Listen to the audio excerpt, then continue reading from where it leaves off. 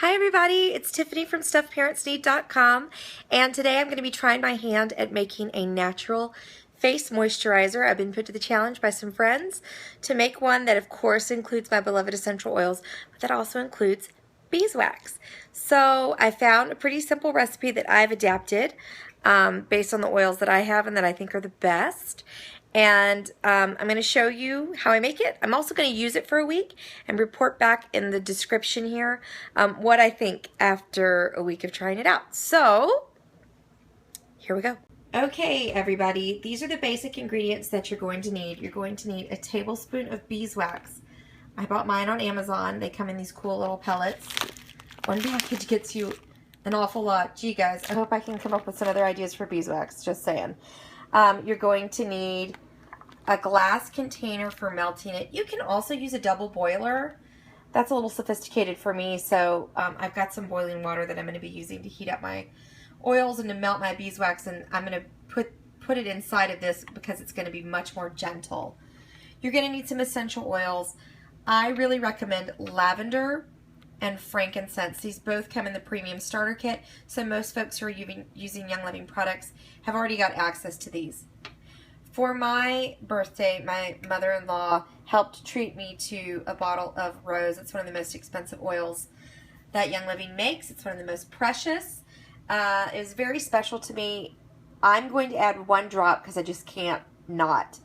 But I still think that you're going to get pretty much the same effect, or we'll see, using lavender and frankincense. You're also going to need your carrier oil. I'm using a combination of avocado oil and almond oil. I would love to talk about different carrier oils for the face. I have heard people not very much recommend coconut oil. I think it tends to be pore clogging. You can also try jojoba oil. I'd love to hear from you again about what oils you use and what type of skin you have, because that may affect the type of oil you choose. Okay, so this is really simple, guys. So what I'm going to do, this is my half cup of, again, it's a combination of avocado and almond, but you could do 100% of one or the other, or even something different. And before I add that in, whoops, I'm going to add my tablespoon. I dropped a little right there, so I'm going to scoop it up, throw it in. Okay. And now we're going to very carefully add this in. It's like a water bath for it. And I'm going to take my spoon and I'm just going to stir. And honestly, as soon as I can tell that it's all melted together, and it's already getting started, but obviously it's not all melted together. As soon as I can tell that that's happening, I'm going to remove it. And I'm not adding my essential oils yet. I want to wait. I don't want to harm my essential oils by subjecting them to too high of a temperature. So I'm going to let this mixture cool down ever so slightly before I add them. For this amount of face cream, I'm going to recommend using about 15 drops of Young Living essential oil. I think that's enough. Obviously, you know, this is kind of one of the fun things about this recipe is that you can play around with it.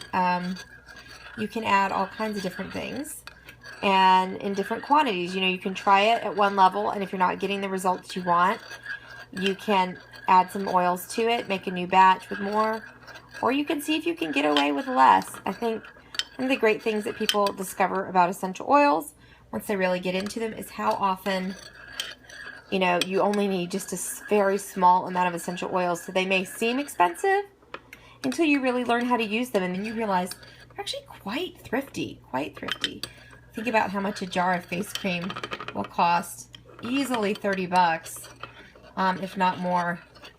The ingredients I'm using here, they might top out at 8 or 9 bucks, maybe. And that's largely because of the rose oil I'm going to be using. So, okay, in fact, you guys, just to be a good steward of your time, that looks like it's going to need just a little while longer to melt. So, while that's happening, I want to walk you over to, I've got my desk reference out, so I want to show you some of the oils that are recommended for saggy skin and for wrinkles. Not that any of you are dealing with that, obviously, but I'm starting to. So for wrinkles, any of these things you could play around with. I mean, I see several things that I own that I'm eager to try. I just didn't want to use them all right now so that you would feel like, oh, great, here's a recipe I can't use for myself. Here's the sagging skin one, you guys. So I picked lavender from this grouping, and I picked frankincense from the other grouping. Some of you may own joy from your kits. That'd be another great one. Tangerine, that's a bonus this month. That would smell really, really good. Okay, let's go check out our stuff, you guys. Okay.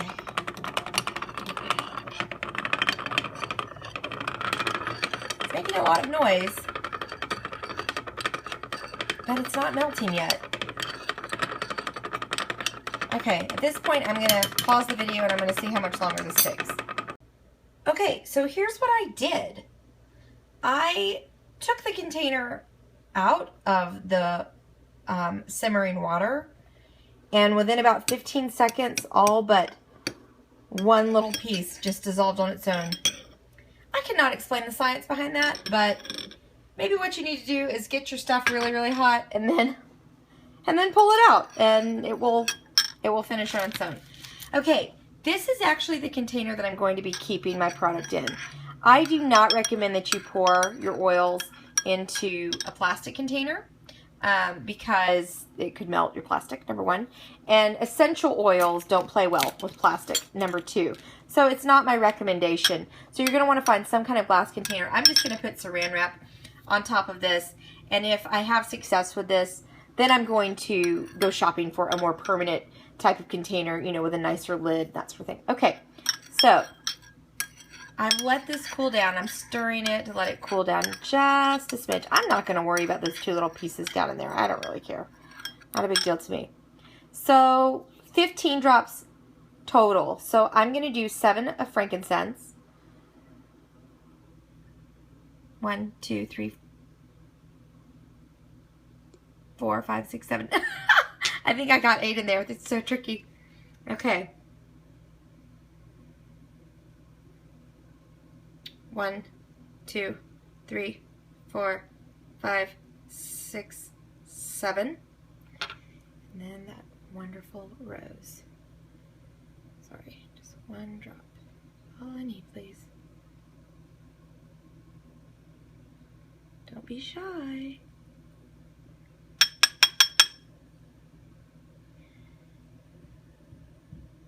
Sorry, you guys. Whoop, oh, oh, sneaky. 2 drops of rose got in there. Oops. I just made this much more expensive. Rose is about $1.70 per drop. Oh, boy.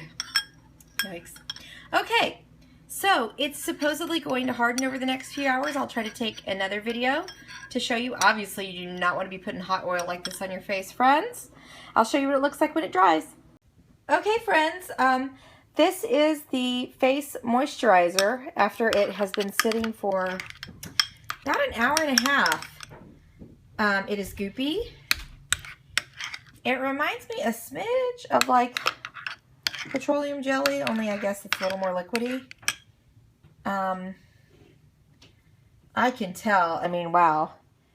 You definitely aren't going to need much at all. That was probably even too much for a face, or maybe just enough. So this will last quite a long time. I know it can be scary, the idea of putting an oil on your face. You might think, how can that possibly be good for you? I will be your guinea pig and try it out. I've had great benefits using these carrier oils for other purposes, so I'm not scared. So I'll let you know. Bye.